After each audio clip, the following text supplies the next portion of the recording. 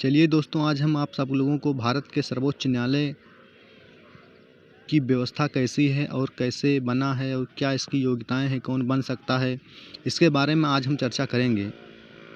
तो चलिए दोस्तों, शुरू करते हैं। सर्वोच्च न्यायालय भारत की न्यायिक व्यवस्था इकहरी और एकीकृत है, जिसके सर्वोच्च शिखर पर भारत का सर्वोच्च न्यायालय है।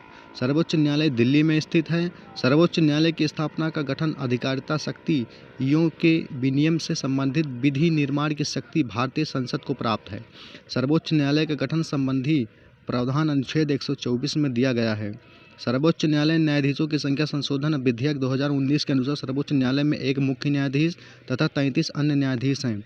सर्वोच्च न्यायालय में मुख्य न्यायाधीश सहित कुल 8 न्यायाधीशों की व्यवस्था संविधान में मूलतः की गई थी। बाद में काम के बढ़ते दबाव को देखते हुए 1956 ईस्वी में सर्वोच्च न्यायालय अधिनियम में संशोधन कर न्यायाधीशों की संख्या बढ़ाकर 11 कर दी गई। तदुपरांत 1960 ईस्वी में यह संख्या पुनः बढ़ाकर 14 से 14, 1978 ईस्वी में 18 तथा 1968 ईस्वी में 26 एवं 2009 में 31 कर दी गई। इस न्यायाधीशों की नियुक्ति राष्ट्रपति के द्वारा होती है।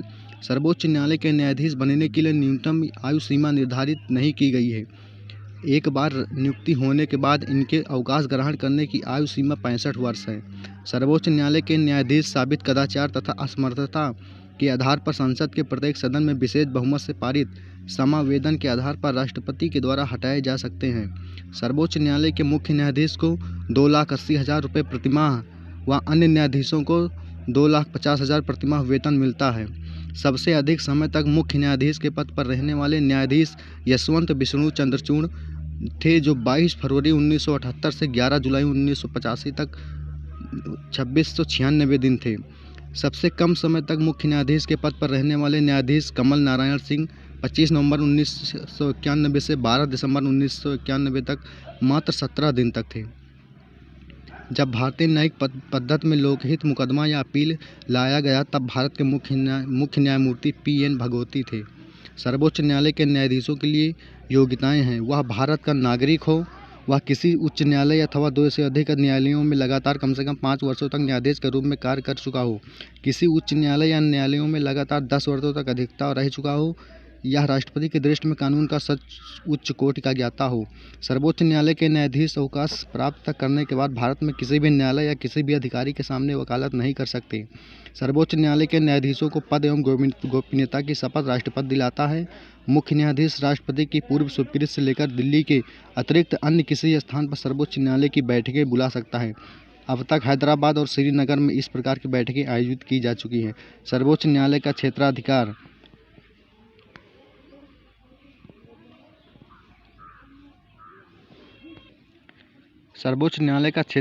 प्रारंभिक क्षेत्राधिकार या निम्न मामलों में प्राप्त है। भारत संघ तथा एक से एक अधिक राज्यों के मध्य उत्पन्न विवादों को निपटारा करता है।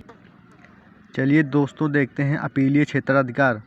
देश का सबसे बड़ा अपीलीय न्यायालय सर्वोच्च न्यायालय है। इसे भारत के सभी उच्च न्यायालयों के निर्णयों के विरुद्ध अपील सुनने का अधिकार है। इसके अंतर्गत 3 प्रकरण आते हैं: संवैधानिक, दीवानी एवं फौजदारी।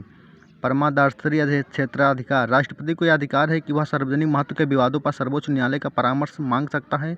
अनुच्छेद 143 न्यायालय के परामर्श को स्वीकार या अस्वीकार करना राष्ट्रपति के विवेक पर निर्भर करता है। पुनर्विचार संबंधी क्षेत्राधिकार। संविधान के अनुच्छेद 137 के अनुसार सर्वोच्च न्यायालय को यह अधिकार प्राप्त है कि वह स्वयं द्वारा दिए गए आदेश और निर्णय पर पुनर्विचार कर सके तथा यदि उचित समझे तो उसमें आवश्यक परिवर्तन कर सकता है। अभिलेख न्यायालय। अनुच्छेद 129 के तहत सर्वोच्च न्यायालय एक अभिलेख न्यायालय है। सर्वोच्च न्यायालय को अभिलेख न्यायालय का स्थान प्रदान करता है। इसका आशय यह है कि इस न्यायालय के निर्णय से सब जगह साक्षी के रूप में स्वीकार किए जाएंगे और इसकी प्रामाणिकता के विषय में प्रश्न नहीं किए जाएंगे। मौलिक अधिकारों का रक्षक। भारत का सर्वोच्च न्यायालय एवं नागरिकों के मौलिक अधिकारों का रक्षक है। अनुच्छेद 32 सर्वोच्च न्यायालय को विशेष रूप से उत्तरदायी ठहराता है कि वह मौलिक अधिकारों को लागू करने के लिए आवश्यक कार्यवाही करे।